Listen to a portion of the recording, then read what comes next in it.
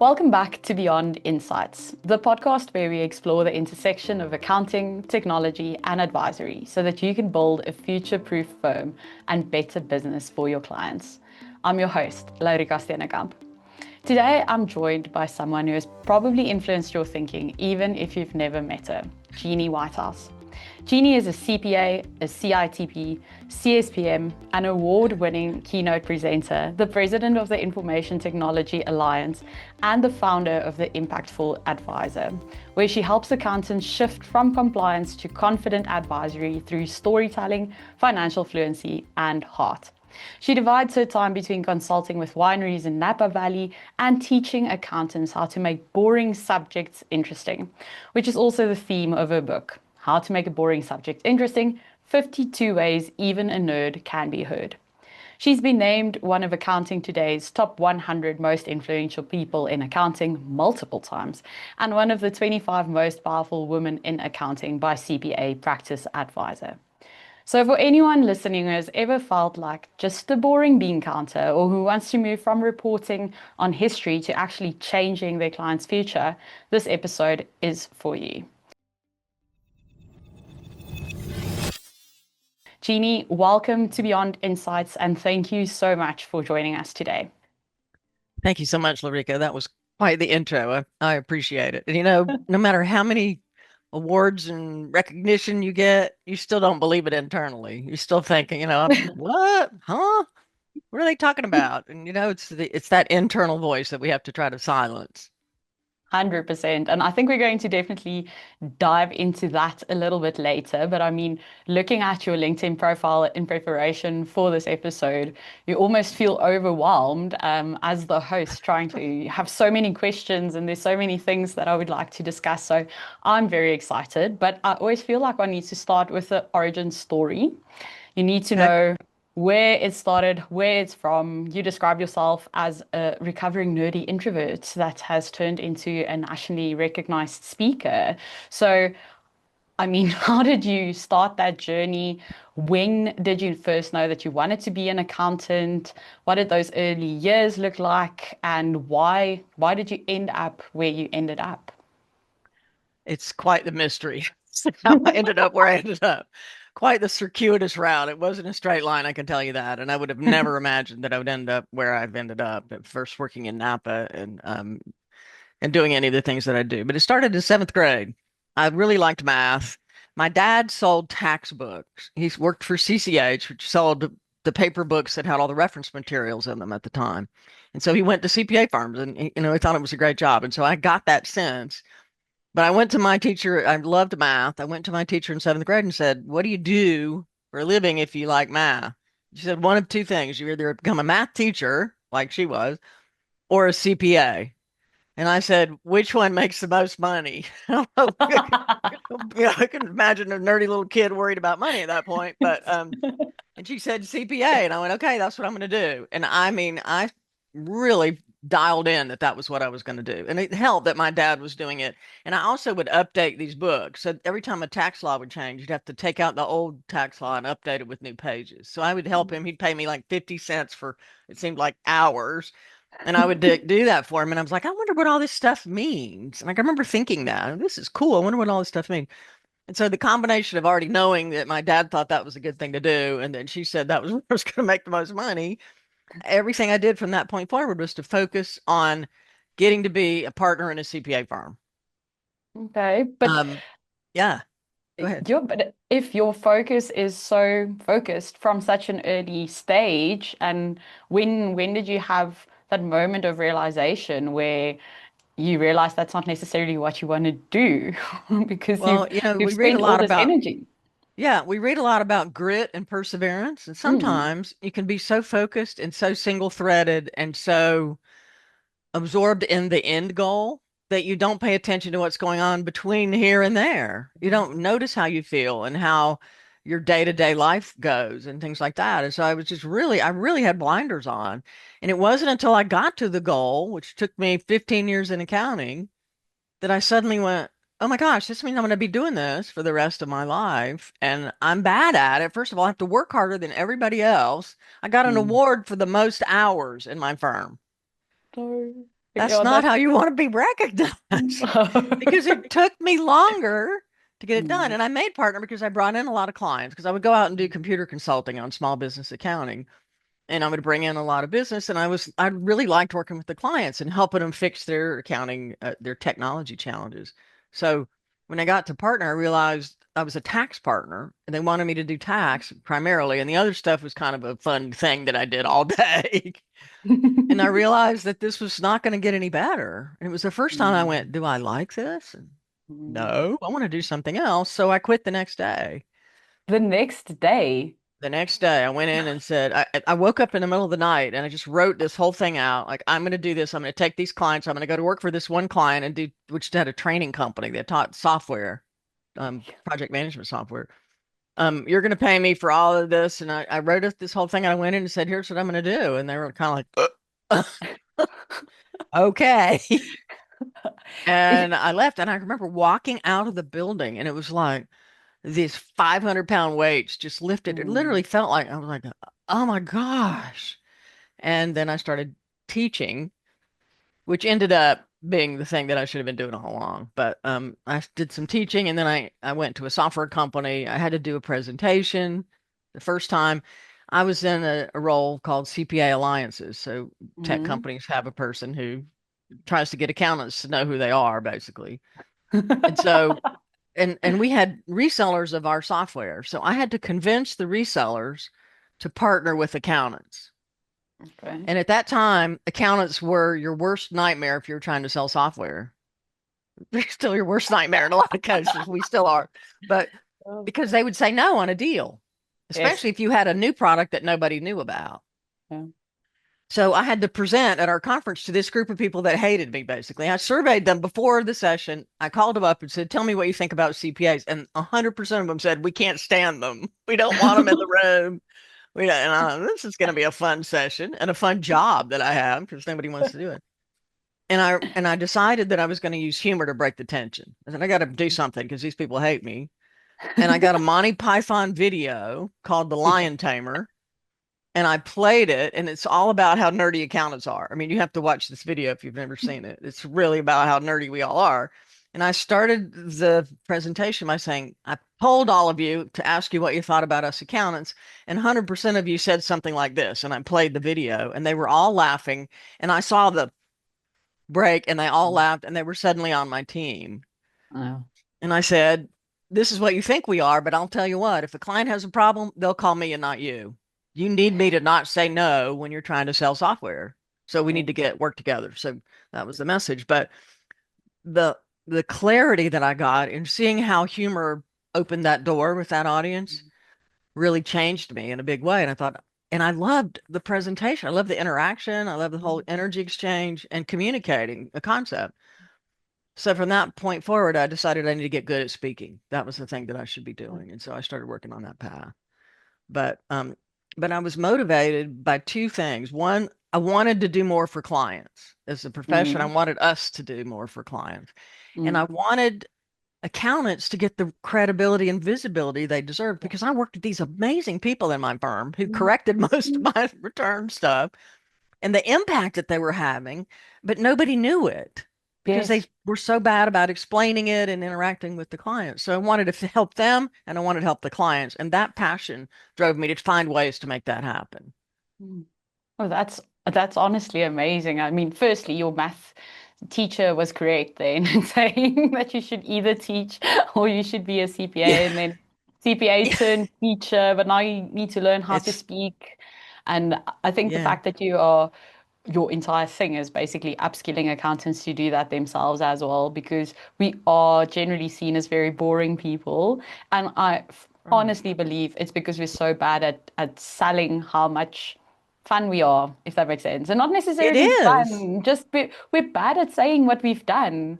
We're known as grafters, we do things, we have grit, we're successful, we know taxes, but no one wants to really chat to you for fun because I think it's going to be boring. So That's how did you reframe that firstly for yourself, and then I mean, yes, using humor, as you mentioned, but how did you convince the people that you're speaking to that accountants aren't boring and that you need to be able to engage with them? And how did you find your voice in that sense? So you said I was a recovering introvert in my intro. Yes. I don't think I was ever an introvert. I think I was Okay. trying to pretend I was one so I could fit into the Ah, accountant mold. yes. So I was Which is really something an we all do. extrovert. Yeah, which is what we all do. I have to be professional at all times. I have Yes. to be this. I Yes. can't use humor because this is a scary, intense subject. I can't do all these things. I have all these boxes that I created for myself, which our profession Mm, does.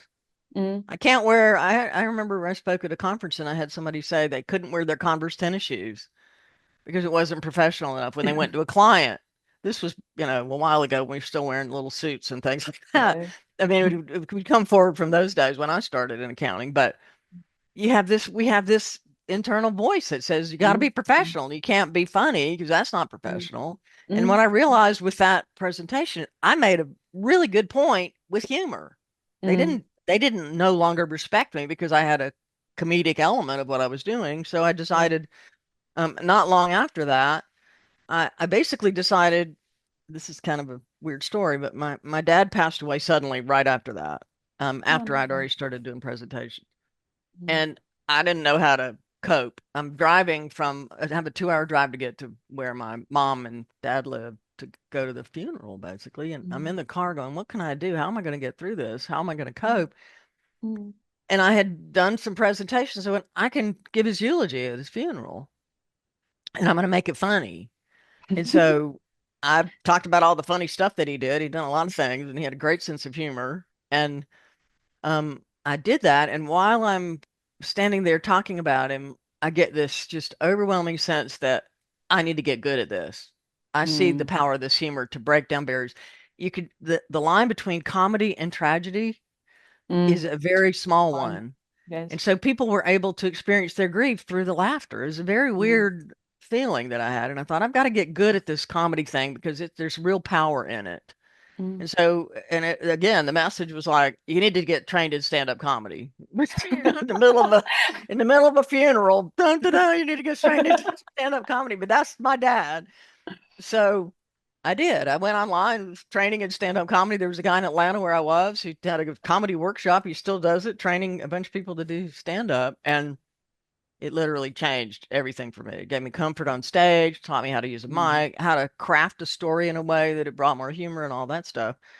And that gave me skills that I could use to break down barriers to learning, which is what all of this is about. How do I get concepts across both to the accounting profession and to their clients in a way that's mm. going to change lives, which is what we all want to do?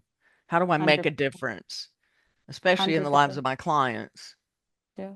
No, I think what you're saying about learning how to speak and carry yourself and connecting with the audience, all of that is so important because if you don't have that connection to the audience and they don't understand who you are and where you're coming from, they're definitely not listening. Then everything you say is boring. Nothing will ever hit home because they're not open to you hitting home. So That's right. having, first preparing yourself and having the tools to actually speak about these, if we can call it boring Yeah. topics, you need to do that first. But I mean, why do you think it is that those accounting and financial conversations can sometimes feel so boring or maybe intimidating for clients and sometimes even for the accountant? Why do you think that's the case? Why do we struggle with it so much in our profession? Well, the first time I really understood what it felt like to be a client is when Mm, I moved from Atlanta to California and I started working with wineries.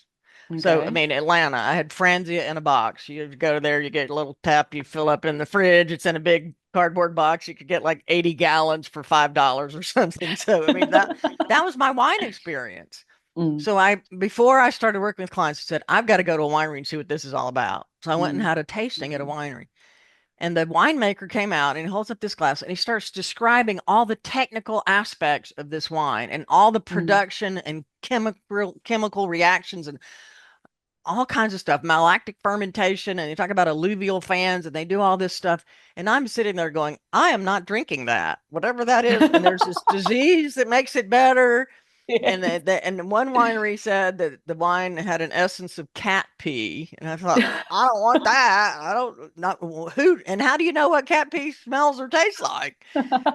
And but I sat there going, I feel so stupid. I'm not going to value this experience Mm. because of this lingo he's using that I don't understand. And I immediately thought, oh my gosh, this is what my clients feel like when I talk about GAAP and FASB and accrual Oh, accounting and depreciation and Section 179 and all of this stuff. And I do it to prove how smart I am. This guy mm. was trying to prove how smart he was. And what we should be doing is proving to the client how smart they are. Yes, It takes a 100%. complete shift in the way we present ourselves. But we are trained that we are the professionals, the experts with all the answers. I hear all the seminars about how to take your expertise. The Mm. client knows why. My client knows why. I don't, Yes. but I can help them give data to what they already know. And that is the major mindset shift that as a Mm. professional we must make to succeed, especially in a generation where AI is prevalent. Yes. Yes. Do you They think we can, are? yeah, Oh, go ahead. sorry, go for it. No. No, go I ahead. wanted to ask whether you think we are scared of seeming like we don't know enough when we speak to our clients. Do you think that's why we Oh tend my to shy gosh. away from making it easy and simple? So one of my careers in the middle of the transition from Atlanta to California was to sell an interactive dashboard to Mm. clients.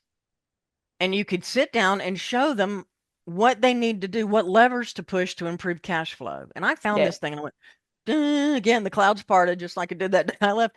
This is nirvana. If I have this Yes. tool and I sit across from a client and I show a CEO slide AR days, Yes. down so it's smaller and watch cash flow grow, I could literally Yes. show them on a screen. You have to fix Yes. AR days, you have to fix inventory on hand, you have to fix profitability, you have to fix these things, and you can see cash flow go.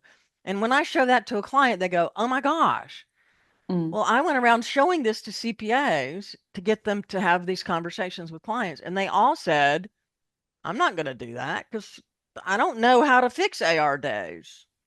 And if I open a door Okay. to new insights, then I'm going to have to be the expert on accounts receivable days. I'm going to have to help them show them how to reduce their marketing spend. I don't know Mm. marketing.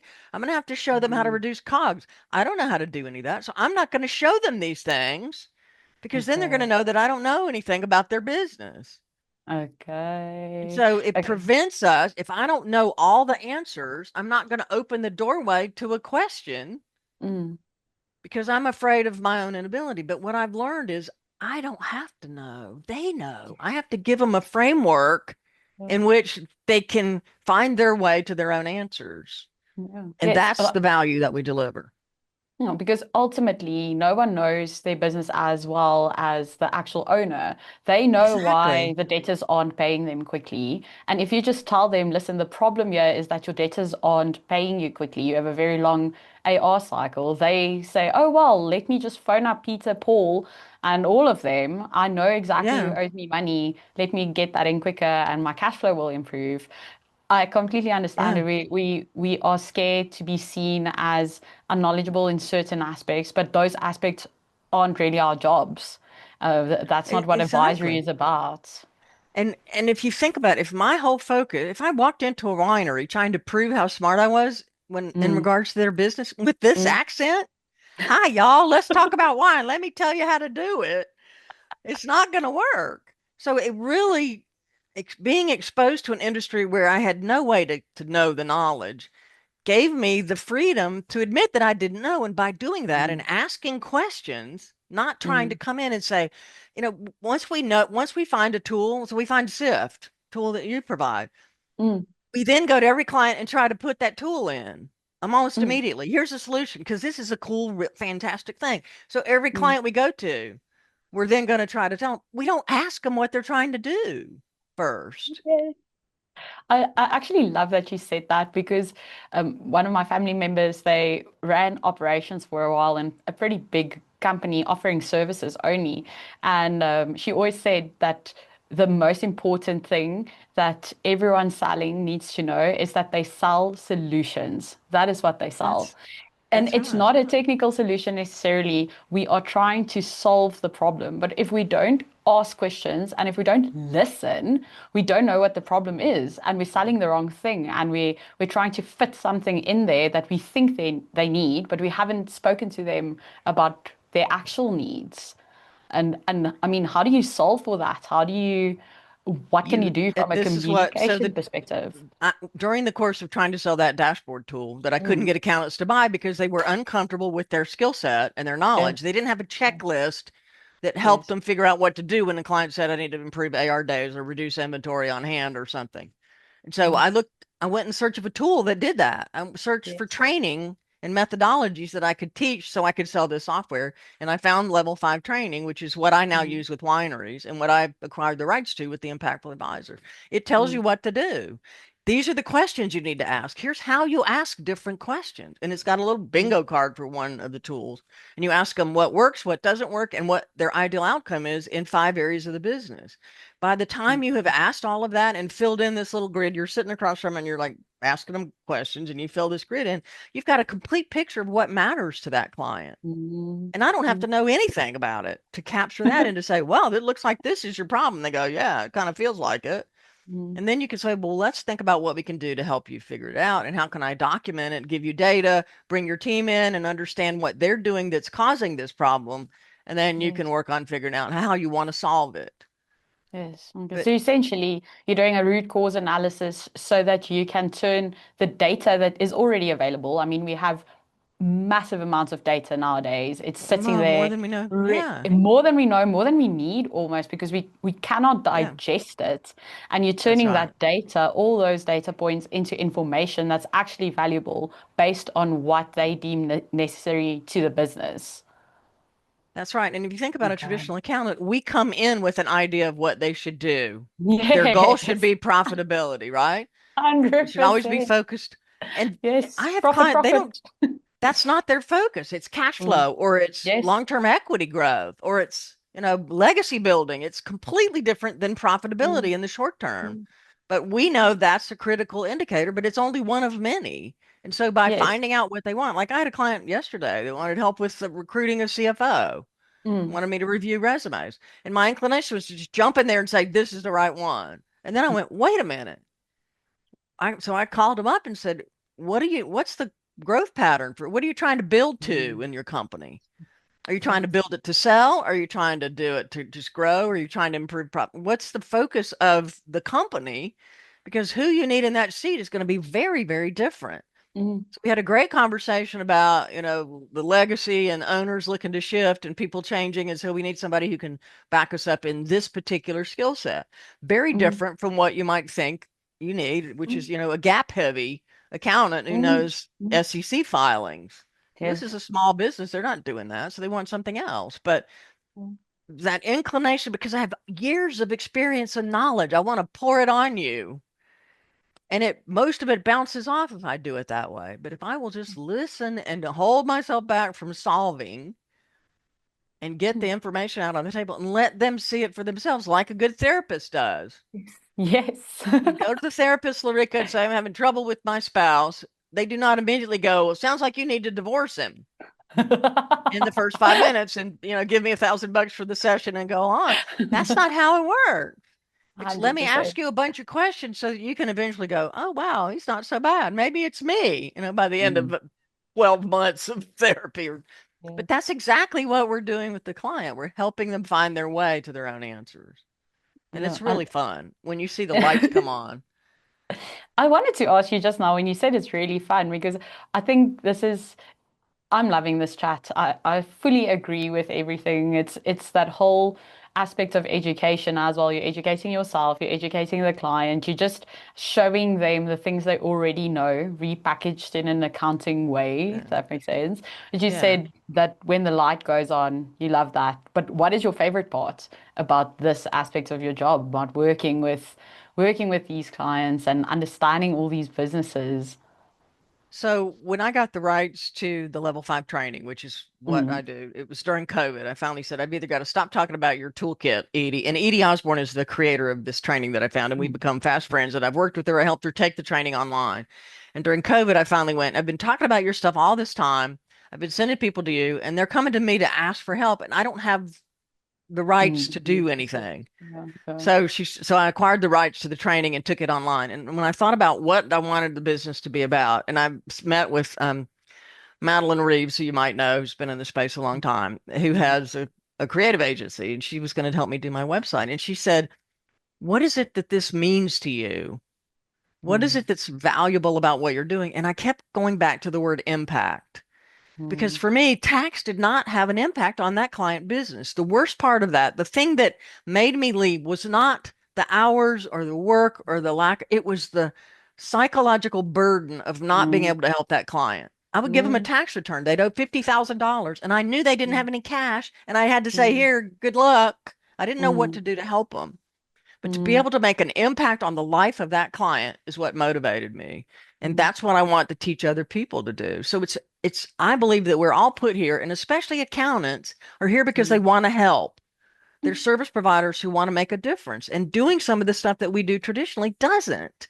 So I called the business the impactful advisor. And so that is where the joy comes in when you can see a team. And I train these teams in wineries, non-accountants. I teach them Mm. accounting concepts. I'm teaching a 3 hour class tomorrow to a bunch of winery folks who don't know what they're in for. It's 3 days, 3 hours each that they commit to come. At the beginning, I ask them, I do this vocabulary thing and say, these are the words y'all use that I don't understand, malactic fermentation and blah blah blah. I take that story from my life and I use it and I go, and these are the words I use that you don't understand. And we both Yeah. feel the same way. And I talk about balance sheet and I have them list all the words. And by the time we're done with that intro, they're like, okay, I can deal. This isn't going to be as scary as I thought. And then by the end of the class, they're looking at financial statements and telling me what's wrong. Yeah. So Yeah, and you did it's that in 9 hours in by nine taking that hours. fear away, Take the making it. fear away. Mm. They're not going to be bookkeepers, or maybe we're trying to recruit some, but but they're not afraid of the numbers anymore. And Yes. that is so cool to see a bunch of people talking about, the bottom line, and they're looking at a EBITDA and doing all kinds of stuff, Yeah. and they're not intimidated anymore. So, I mean, I have those moments all the time, and I'm forever grateful that I get to do this. Mm. That's such a special story. I love that you like them not being intimidated anymore, not having this fear. And I think you Yeah, really make an impact in someone's life if they're not scared of something that they were scared of before. If you show them that yeah, this isn't actually scary. But I think that fear is it's everywhere, right? It's also a blocker for accountants. We have this fear of pricing our advisory services, which goes back to exactly, the imposter syndrome that you were speaking about a little bit exactly. earlier. We have the fear of not answering their questions correctly, the fear of actually losing clients. How do you address those fears? How do we get as a group of accountants to make that mind shift of not being so scared of all of those things? Well, the reason I have basset hounds all around me, basset hounds, Yes. first of all, we raised them when I was growing up. So the only Okay. dog I've ever had is basset hounds. We had two females, we bred puppies. But if you look at the basset hound, there's some things about them. First of all, they have big ears. They listen Yes. more than they talk. So that's part of my brand. But also, they ain't pretty. They're floppy, lazy, big old slow to the ground things. And the moment I learned to embrace who I was, my inner Mm. basset hound, was Mm. when I was released from the fears. Like, you know what? I might be a dumb redneck from South Carolina, but I am going to help these people make sense of the numbers. And I'm not intimidating, right? If Mm. I can do it and I can make this information relevant to you in a way that doesn't scare you or turn you off or make you go, oh my God, these are numbers and get away from me, then I Mm. can help you learn to apply the numbers. And so for me, advisory is about helping the client move the needle forward in the direction of their dreams. And if I can do that, I'm happy. And Yeah. I really believe that there's magic in the numbers. I Mm. think the numbers are magical, and I want to release the magic for people so that they can apply it in doing, as I Mm. said, and making things happen in their own lives. And Mm. so you overcome the fear by caring enough about the client to want to do whatever it takes to help them. That's how I've overcome the fear of public speaking and everything else. The passion inside to do something that mattered silenced the fear. And I Mm. embraced the Yeah. inner basset hound as part of my, I did a TED talk on that, leading from within, the basset hound versus the Mm. nun. So the basset Mm. hound comes up, but it reminds me every time I see that thing behind me, it's like Be who you are, not who you think you were supposed to be all those years. Oh, I love that. Be who you are, not who you think you are supposed to be. I think that is very powerful because the moment that you accept yourself, other people accept you more easily because you're not scary Exactly. anymore. You're not pretending. You come across as very authentic. You're just trying to help them, and it becomes something of a we're going to learn together. I'm going to teach you That's the things that I know, and there are going to be things that I don't, and you're going to teach me things. And if we don't know, we're going to figure it out, and we're going to together move the needle closer to your dream. It's just I that's right. love that as a description for advisory. Advisory is That's something it. we speak about so often, but so few Exactly. there isn't really a proper definition, right? We're providing advice, we're doing something. Some people think of it as Yeah. consulting or taxation or whatever it may be, but Yeah. this moving closer to your dream, how do you actually get there? It's almost like a life coach, but for your finances. That's sort Well, of it's that linked to is that therapy thing. we've always been life coaches. We just Yeah. never embraced it. And we also did it in a way that I think pushed clients further away from us because Mm. we'd use this vocabulary because we had all these words at our disposal. We were trained, we spend so much time with this technical information. We want to show you how smart we are. Again, that's why I wrote the book. We might be Yes. nerdy, but we can be heard. And in order to be Yeah. heard, we have to break down the nerdy stuff in a way that it resonates with other people. And we're boring by association. I mean, tax code. Oh my gosh. But I mean, I pulled out in one of my first presentations, I did a sales tax presentation. Sales tax in the Mm. US is Yes. ridiculous. And I 100%. did a whole thing on all the stupid sales tax rules. So Mm. a big marshmallow has one Mm. tax rate. The big and the little baby ones are treated as candy and have a different rate of tax. The No. big ones are like a cooking thing, or it's one way or the other. The big one, but the fact that you have to know if it's a big marshmallow or a little marshmallow to figure out the tax rate is Yeah. the kind of insanity that we deal with every day. Yes. And so, you find a way to make it funny or interesting so that you can break through the barrier for people and get them and help them do whatever they're trying to do. But again, you got Mm. to ask that question. What is it you're trying to accomplish? Mm. And we Mm. also do the Simon Sinek why. We ask them, Oh, why are you a yes. winery? And tell me what passion it is that led you to do this. And many of them have forgotten it because they're trying to make the Mm. profitability happen or cash flow or whatever. Mm. And you need to get them back to what is it about this that motivates you to Mm. be putting up with all the pain and suffering that it takes to run a business. And when Yes. you can get that story, then you can help them align everything they do to that. You can check Yes. in with their budget and go, if this is what you say matters, why are you cutting your staff? If you say we want to be a high-end winery that has the best experience in the world, and you're hiring people from the Long John Silver down the street and paying them $5 an hour, you're not going to get Mm. there, right? So, Mm. No. And that checking in with the why, it's almost the same as you were saying, we're not who we are. We are who we think we're supposed to be. And if that's you right. lose sight as the winery, you focused on the profitability, you're not actually thinking about why you became a winery in the first place. It's the same thing. Yeah, You're not that's focused on right. who you are, you're focused on what you're trying to be. That's Yeah, right. and then everything Yeah. sort of goes haywire. I'm It sure it's does. something you've seen, yes. You can completely lose track of what you're doing, and you can make yourself, if you're an owner, you can make yourself miserable trying to worry about all this financial stuff.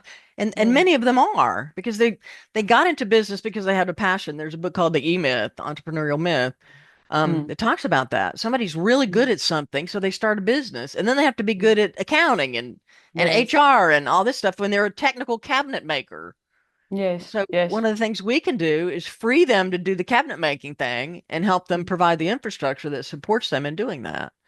Mm. But we just don't, we just, we are burdened by our own high expectations of what we're supposed to be.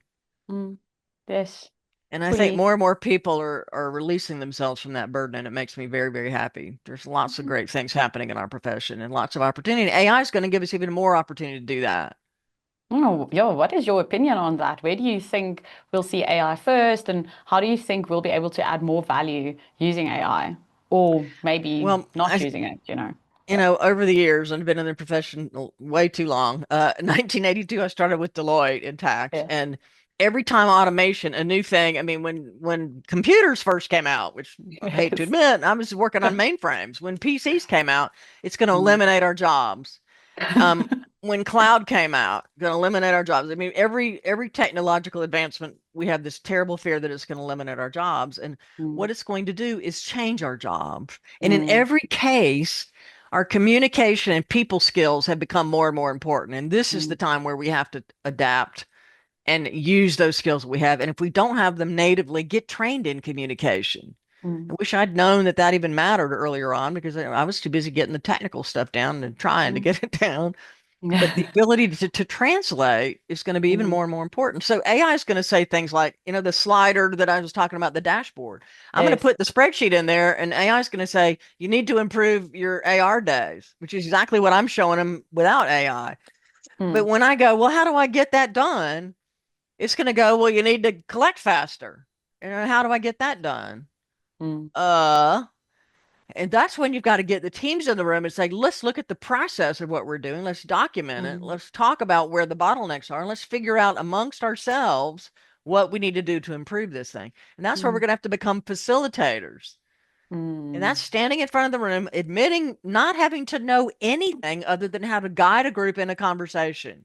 mm, mm. And Which that's is the one of the same. skills that we teach is how do Yes. we get the teams to make the change doesn't happen with the owner. I can tell the owner your AR days are bad. You need to collect faster. You need to send invoices faster, more closely related to the services. I can dictate using AI a bunch of stuff, Mm, but I got to get the teams in the room to find out what's really happening. yes. And then Yes. they need to decide what they're going to fix, not me telling them, not the owner dictating that we're going to measure this Mm, thing and you're all going to be punished if you don't achieve it. That's how we normally do advisory. I'm going to give you a KPI and then I'm going to use it as a weapon to punish the mm. teams. And that Yes. doesn't work. No, or it leads to an outcome that you didn't really want.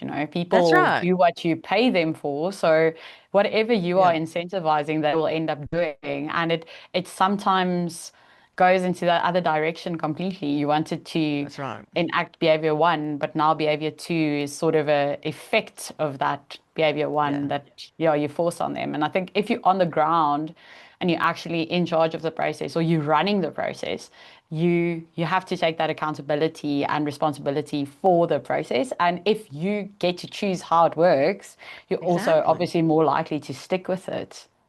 And if you get to decide what we're going to count. So we Yes. do the process map. Everybody's in the room. They see where all the bottlenecks are. It's real obvious when you have people start talking. Oh yeah, I take this report, and then I send it to that person who retypes it, who sends it to this person who retypes it in a different format, and who retypes it. I mean, I've had these Yeah. conversations, and everybody goes, Yeah. "Oh my gosh, why are we doing this? I didn't know you Yes. needed that, and I didn't know you need." And then I Yes. say, okay, what are we going to measure to fix this? What's the problem? What's the rate of invoices getting out, for example? Mm, What do you want to count? What aspect of mm, this is the action that's causing the problem? And then what metric can we put in place to capture it? They come mm, up with it. Now they're all mm. going, oh, let's watch this and see what we can do. It's totally Yes. different when you can do that. Yes. So AI is going to give us more opportunity to get into a place where we can actually make a difference if we Yeah. leverage it properly. Measure what matters and get That's them right. to, sort of subscribe to it. Yeah. Totally get And it. I think what we're seeing in the advisory space is most people are creating financial KPIs, Mm, like yes. average day sales outstanding, which is a Same. financial statement metric. That is not where you improve it. You don't improve a Mm, financial metric at the financial statement. You improve it at the operational level. And I we're agree. not comfortable with that because we haven't been trained in the past to go Mm, into operations and look at all the moving parts that drive that negative outcome. But we're getting yes. there. We're getting there. And I think, as you said, the moment we admit that we don't need to know the exact operations of a business to help that business improve operations, Yeah. it's more freeing. It's a more positive environment for you to function in the advisory space.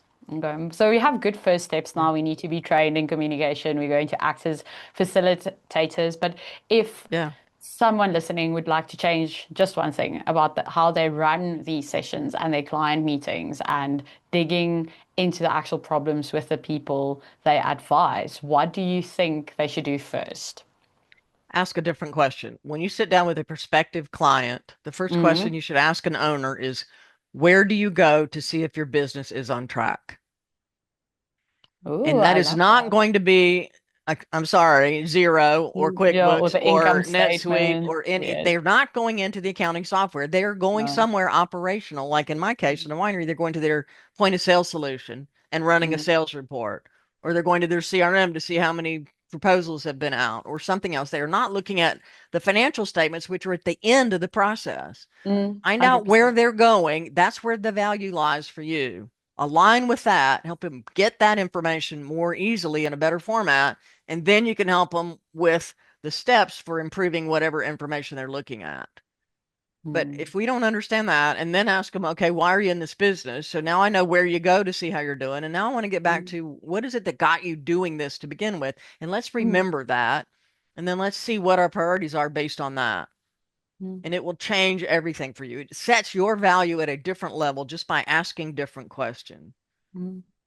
Oh, I think that is amazing. Is that also your best advice to any accountants listening, or what would you say your best advice is the I, one thing that they need to really know? I think they need to focus on communication skills. And Okay. they need to decide who they are really at their core, Mm, not try to force themselves to project some image that they think is what they have to mm, project, and really spend a lot more time listening than talking. mm. No, I love that. Such a good summary. Something that I will go write down for me as well. And I think it's such a good exercise. If you're an accountant, I'm not currently in advisory, but just thinking about the type of accountant you want to be, which actually is also the type of person you want to be. Where do you want That's to right. add value? Who are you? What do you define as Basset Hound? And how are you going to use that Basset Hound aspect to be better at your job? Because that's essentially what we're trying to help, as you said. And we all have different skills. And I think sometimes that we're so focused on improving our weaknesses that we forget that our strengths come naturally to us and we naturally gifted at it. And if we just spend the same time improving our strengths than we do trying to make our weaknesses, I don't know, less bad, we would probably Yeah. get further. We just have that Yeah. mindset. If half of your brain is focused on going, oh my gosh, I have to be smarter, I have to prove that I'm have to prove, and this is true of presentations. If you look at Yes. most of the presentations, the first 5 slides are proving how smart I am, right? Yes, Here's my background. credentials, here's my Yes. software logo, all the clients that are on my software. Every presentation is proving. I start off by showing that I don't know anything with that Mm, vocabulary thing. These are mm, all the scary things y'all say. I like the mm. fermentation Gewürztraminer, which I never order because it's too hard to pronounce. I always go to Chardonnay because I can say it. I show them here. I ain't that smart. I can't even say what y'all Mm, know. And mm, here's stuff that makes me sound smart, but I'm going to make you smart because you're going to understand these terms. You just think about it. mm, Half my brain is going, I got to prove that I'm smart. When I stand up on the mm, stage, I got to prove that I'm smart. When I go up there and go, I want to prove to these people that they are smart, that they can mm, do it. If I can do it, I'm dumb old redneck with basset hounds all over my slides. Y'all can do it too. And we are mm, seeing so many people like the dancing accountant. We're seeing Cindy mm. Schroeder embrace her Disney fetish that she has with her bouncers everywhere. We're seeing people embrace some aspect of themselves and by Mm. virtue of that, connecting with people. Yes, That is the ultimate goal.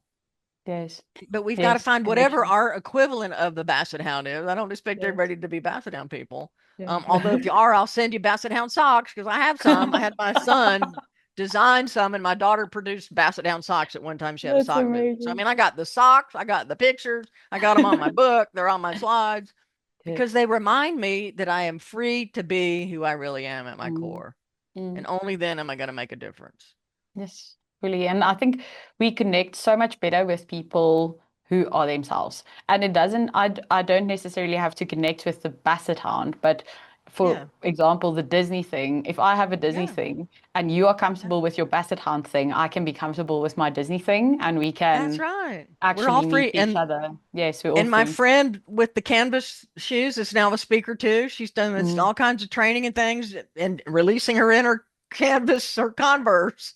And so, and not because of me, but it's just happening. We're all suddenly realizing that we don't have time to try to create the version of ourselves that we think we're supposed to be. And nobody wants that anyway. Who are you really? And how can I connect to you person to person? And AI can't do that like we can. That's so true. Well, I think on that note, that's brilliant. Lots of food for thought. I would like to ask you some rapid fire questions now because we Okay. always end with a little bit of a rapid fire round. So short Okay. questions, short answers, Eh, obviously no pressure, but there hasn't been any pressure. We're all just authentically ourselves here. But if you would have to name one book, obviously besides your own, which we will all go read, that you think that every accountant should read, what is it? The first book I would recommend, the one that I discovered that helped me understand communication, is called Even a Geek Can Speak, which is I love where that. the idea for my Even a title, nerd. Even a Nerd Can Be Heard, came from. I met this guy as a lawyer. He's trained speaking, he teaches speaking in Atlanta by Joey Asher. Life changing for me. But the second book would be Firm Forward by Edie Osborne, who developed the training that I have. So two books. But Even a Geek Can Speak. It's written in a funny, cute way, but all kinds of great insights about how you communicate. And then Okay. the firm forward with level 5 information. And it's a fable. It's a fable about, a CPA firm and how people are trying to do advisory. So Oh, those are my two brilliant. books. Excellent. Added to the list. What is your favorite non-accounting hobby? I love that question because I mean, what accounting hobbies could you possibly have? Tell us that as well. What is your favorite accounting related hobby and your Uh, favorite non-accounting hobby? Other than playing with my abacus, which I do regularly, my favorite thing, I like to hike. I'm a hiker. I like to go Ah. explore, and walk around. And I'm in a beautiful area in the foothills of the Sierras. Now, I just moved from Napa. I still Mhm. work remotely with wineries. I'm 2 hours from Napa. I go there whenever I need to, but I'm now in the foothills of the Sierra Mountains, close to Lake Tahoe. Beautiful area. Just hiking, it just makes me happy. I like being outside. That's good. I mean, on that note, follow-up question. What is the most beautiful place you've ever hiked? Uh, probably there's a place called Mount LeConte in the Gatlinburg Mm, Mountains. It's the top of this mm. hill. You climb this mountain, and at the top they have a cabin where you can stay overnight. They feed you dinner and then you hike back down. And you come down Wow. and you're in the tackiest town with a bunch of gift shops and like cheap touristy stuff. But this Yeah. mountain and the view from this mountain and the climb up and the experience at the top is one of my favorite experiences ever. Oh, I love that. I will go Google it and add it to my list of places to go to. I also enjoy a good hike and I love the mountains. It's so serene always, so peaceful and Gatlinburg, lovely. Gatlinburg, Tennessee, not far from Dollywood. So you can make it a double trip, Laurika, and go to Dollywood, and then you can climb the mountains at Mount LeConte. It's a very big contrast between the two experiences. Well, a trip to the US has been overdue for me, so I will Oh, come do yeah. that and I will also be sure to visit you. It would be You absolutely better come see lovely me. to Love do it. that. Yeah. Well, Jeannie, thank you so much for spending some time with us. I've learned so much. I love how so much of what we've discussed comes back to questions and being curious and just communicating really well. I think it's been really insightful. And thank you so much for your time. It's been an absolute pleasure, Laurika. Thank you so much for having me. Come Of see course. me. Yeah, I will do so. So, for anyone who wants to go deeper, you can find Jeannie's work and her speaking schedule at geniewhitehouse.com, and her advisory training and resources are live at theimpactfuladvisor.com. And also remember to check out her book. We will link all of those in the show notes. If you enjoyed this episode, please also follow Beyond Insights wherever you get your podcasts and share it with a colleague or a friend who is ready to move beyond compliance into true advisory. Thank you so much for joining, and we'll see you next time.